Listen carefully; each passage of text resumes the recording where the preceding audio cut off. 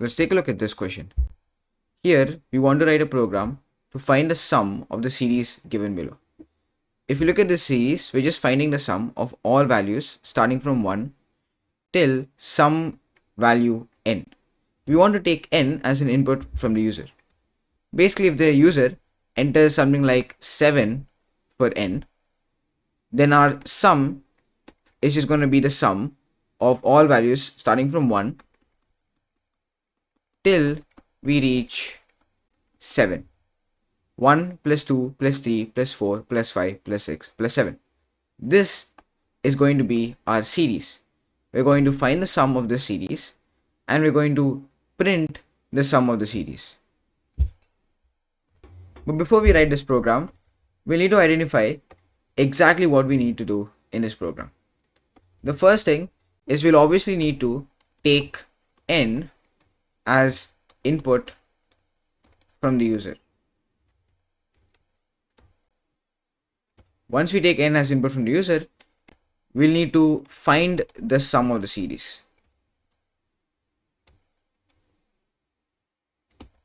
And once we find the sum of the series, we're going to display the sum. Let's say that the value of n is something like 8. Our series, or the sum of the series, is going to find the sum of all integers starting from 1 till we get to 8. Here you notice that we're repeating the same operation again and again. We're adding two integers again and again until we get to this number 8. If I use something like an iterator, it would mean that if I have an iterator like I, this iterator would start at 1 and it would continue till this number 8. So it would go on till I is lesser than or equal to n. For whatever value the user enters, so here n could be something like 6 as well. In that case, using this condition, you can see that we'll only find the sum of values till 6. We can control the final term that we're adding using this series. And this condition is going to help us do that. So the initial value of I is going to be 1. This would be the initialization of the iterator. And since this is controlling the number of times we would execute this loop or the number of values we would add, this would be the condition. And what are the values we're adding? If I take I is initially 1 and then I changes, it's going to become 2. After this, it's going to change again, it's going to become 3, and then it's going to keep changing or keep increasing by 1. You notice that every single time it's just going to increase by 1. Since we're increasing I by 1, you can say that I plus plus, or the increase of I by 1, is going to be the update. So with this, we basically have an iterator, an update, and a condition.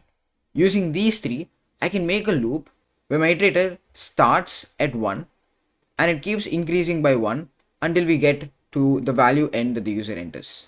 Let's now actually take n as the input and write this loop with I as the iterator, I plus plus as the update, and I is lesser than or equal to n as our condition. So here, to take our input, I'm just going to use the scanner class. I'm going to first make an object of the scanner class called SA. And once I make this object, I need to take the value as input. So I'm going to add a println statement. And I'm just going to print enter n. Since n is an int value, I'm going to make an int variable called n. I'm going to set this equal to sa.nextInt. Basically, using the nextInt method, I'm taking the value as input from the user and then I'm just storing it in this variable called n. Now, we'll just write down this iterator, this update, and this condition in the form of a loop. Since we have all the three elements of the loop, I'll just use a for loop. It's a lot simpler to write and understand. If I use a for loop, I first need to initialize my iterator. My iterator is I, and I'm just going to initialize it to 1. After this, I need to check for my condition. My loop is going to keep executing as long as I is lesser than or equal to n. When I crosses n, so in this case, since n is 6, when I becomes something like 7, our loop is going to stop executing so that you can only find the sum of values till 6. So here, once we have our condition, we'll have our update. Our update is just increasing I by 1, so it's just going to be I plus plus. And with that, we have an iterator, we have a condition, and we have an update. And this is going to give us every single value of the series. Initially, I is 1, so we can get 1. Then in the next execution of the for loop, I is going to increment by 1, so it's going to become 2. After that, it's going to become 3, and after that 4, and so on.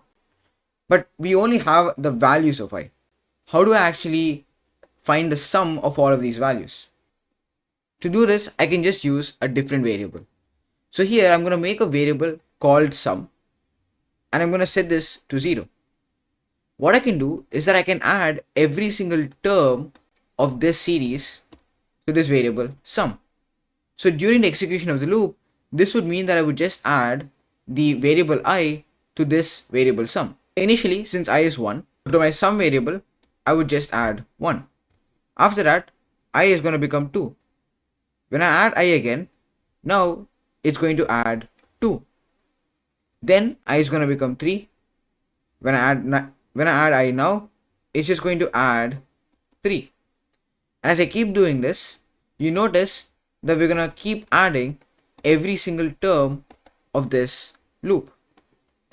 All I have to do is just add the variable I. As the loop keeps executing, since I is going to change, we're going to add every single term of this loop to this variable sum. And using this, we can find the sum of all the terms in my series. So now, in my code editor, I'm going to do the same thing. I'm going to make a variable called sum of the int data type, and I'm going to initialize it to 0. In my loop, I'm just going to add the value of the iterator I to sum. So I'm just going to say sum is equal to sum plus I. Every single time the loop executes, we're going to add every single term of this series. And finally, since we found the sum of the series using this variable sum, we just need to display the sum of the series. So I'm just going to add a println statement. I'm going to print sum, and I'm going to say that it is the sum of the series. Let's just run this program, and for the value of n, we'll just enter something like 6. Here, when we used 6, we found out that the sum is equal to 0 plus 1 plus 2 plus 3 plus 4 plus 5 plus 6. That is equal to 21. So now when I click enter, you notice that it does tell me that 21 is the sum of the series. Our program works perfectly well.